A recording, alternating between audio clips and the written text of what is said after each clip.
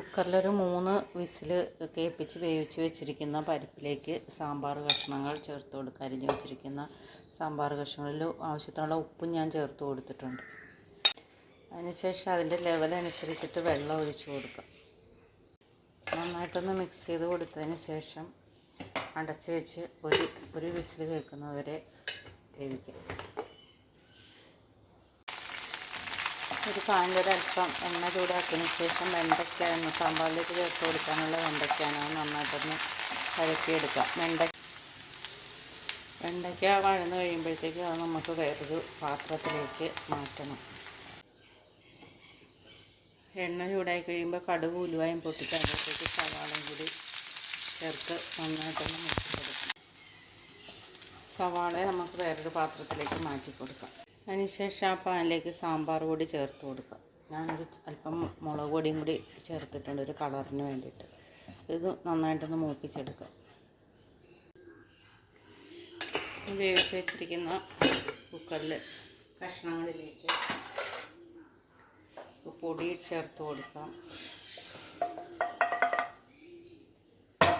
Mix ചെയ്ത് കൊടുക്കാം. അതിനുശേഷം വെണ്ടയ്ക്ക ചേർത്ത് കൊടുക്കുക. തിളയ്ക്കുന്ന സാമ്പാറിലേക്ക് ആവശ്യത്തിനുള്ള പുളിവെള്ളം ചേർത്ത് കൊടുക്കുക. അതിനുശേഷം മൂടി വെച്ച് ഒരു 5 മിനിറ്റ് ഒന്ന് വേവിക്കാം.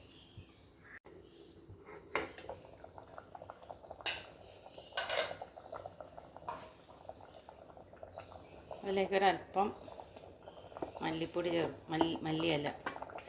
മല്ലിയില ചേർത്ത് കൊടുക്കാം.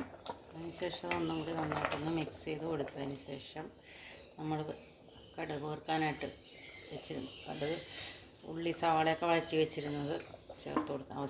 അവസാനം ചേർത്ത് കഴിഞ്ഞിട്ട് പിന്നെ മൂടി വയ്ക്കും. 10 മിനിറ്റ് നേരത്തേക്ക് അത് പിന്നെ ഇളക്കാതെ മൂടി തന്നെ ഇരിക്കണം. അപ്പോൾ സാമ്പാർ ഇവിടെ റെഡി ആയിട്ടുണ്ട്. നിങ്ങളുടെ സാമ്പാറിനെ കുറിച്ചുള്ള അഭിപ്രായങ്ങളും ഒക്കെ അറിയിക്കണം. എൻ്റെ ചാനൽ സബ്സ്ക്രൈബ് ചെയ്യാതെ കാണുന്ന ആരെങ്കിലും ഉണ്ടെങ്കിൽ ചാനൽ സബ്സ്ക്രൈബ് ചെയ്യുക. സാമ്പാർ ഉണ്ടാക്കി നോക്കിയിട്ട് കറി ഇഷ്ടപ്പെടുകയാണെങ്കിൽ കമൻറ്റ് ചെയ്യാനും മറക്കരുത്. അപ്പോൾ അടുത്ത എപ്പിസോഡിൽ വേറെ റെസിപ്പി ആയിട്ട് കാണാം. Till then bye bye.